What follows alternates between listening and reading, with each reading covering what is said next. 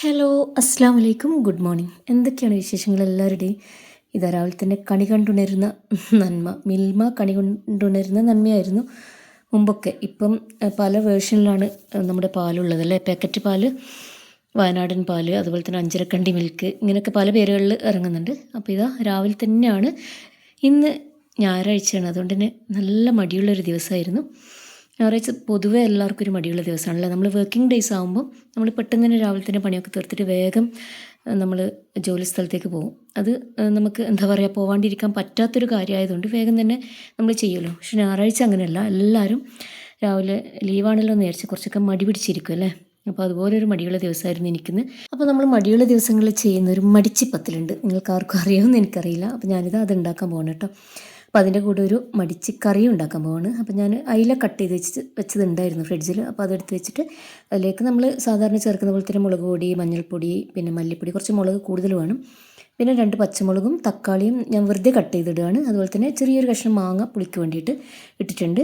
പിന്നെ ഒരു തണ്ട് കറിവേപ്പിലയും. ഇത് ജസ്റ്റ് ഒന്ന് കൈകൊണ്ട് ഇതുപോലെ ഇളക്കിയിട്ടാണ് ഈ കറി വെക്കുന്നത്. ഇതിന് പേര് തന്നെ മടിച്ചിക്കറി എന്ന് പറയുന്നത്. നമ്മൾ എത്രയും പെട്ടെന്ന് എങ്ങനെ ഉണ്ടാക്കാൻ പറ്റും അതാണ് കേട്ടോ. ഉള്ളിയും തക്കാളിയൊന്നും വഴറ്റാണ്ട്.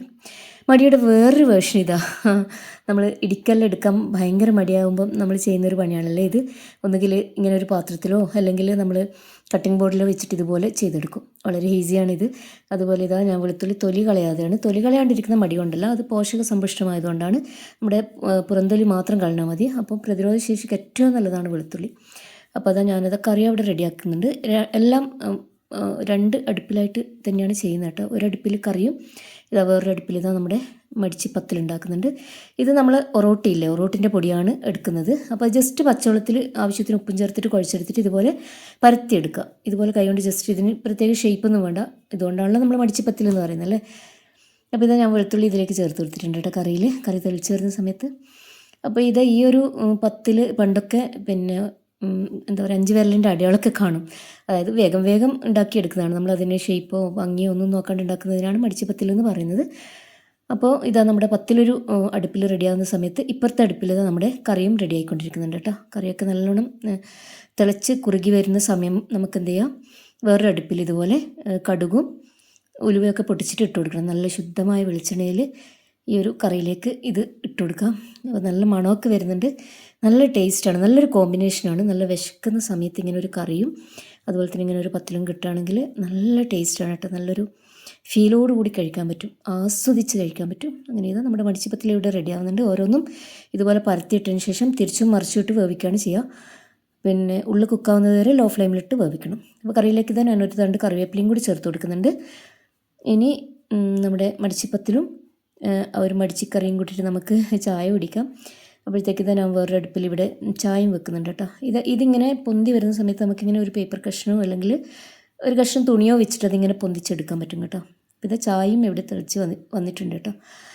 നല്ല കടുപ്പത്തിലൊരു ചായയും അതുപോലെ തന്നെ ചൂടുള്ള എന്താ പറയുക, അരി ഒറോട്ടിയും പിന്നെ നല്ല അയില മുളകിട്ടതും കൂട്ടി ഈ രാവിലത്തെ ബ്രേക്ക്ഫാസ്റ്റ് ഇങ്ങനെ കഴിക്കാനുണ്ടല്ലോ, അവർ തന്നെ ഒരു രസമാണ് കേട്ടോ. അതായത് നല്ല വിശപ്പുണ്ടാവണം, അപ്പോഴാണ് ടേസ്റ്റ് ഉണ്ടാവുക. അല്ലെങ്കിൽ തന്നെ വിശക്കുമ്പം കിട്ടുന്ന കറിക്ക് വേറെ തന്നെ ഒരു ടേസ്റ്റാണല്ലേ. അപ്പോൾ നല്ല കറിയും ഈ ഒരു പത്തിലൊക്കെ കൂട്ടിയിട്ട്, പത്തിലും കറിയും ചായയൊക്കെ ഞാൻ ഇതാ കഴിക്കാൻ പോവാണ്. അപ്പം നിങ്ങളെല്ലാവരും ബ്രേക്ക്ഫാസ്റ്റ് കഴിച്ചെന്ന് വിചാരിക്കുന്നു. എൻ്റെ ഇന്നത്തെ ബ്രേക്ക്ഫാസ്റ്റ് കഴിഞ്ഞു. അപ്പോൾ ഇന്നത്തെ വീഡിയോ ഇത്രയൊക്കെ തന്നെയുള്ളൂ. വീഡിയോ കണ്ട് ഇഷ്ടമാകുകയാണെങ്കിൽ ലൈക്ക് ചെയ്യാനും എൻ്റെ ചാനൽ സബ്സ്ക്രൈബ് ചെയ്ത് സപ്പോർട്ട് ചെയ്യാനും മറക്കരുത്. അപ്പോൾ ഇന്നത്തെ വീഡിയോ കണ്ട എല്ലാവർക്കും താങ്ക് യു. അസ്സലാമു അലൈക്കും വറഹ്മത്തുള്ളാഹി വബറകാതുഹു. ഇങ്ങനെ കറിയൊക്കെ കൂട്ടി കഴിക്കാൻ ഭയങ്കര ടേസ്റ്റാണ് കേട്ടോ, പറഞ്ഞറിയിക്കാൻ പറ്റാത്തൊരു ടേസ്റ്റാണ്. അപ്പോൾ ഇങ്ങനെ ചെയ്യാറില്ലെങ്കിൽ പെട്ടെന്ന് നമുക്ക് റെഡിയാക്കാൻ പറ്റുന്നൊരു ഐറ്റമാണ്. ചെയ്ത് നോക്കാം കേട്ടോ. Thank you.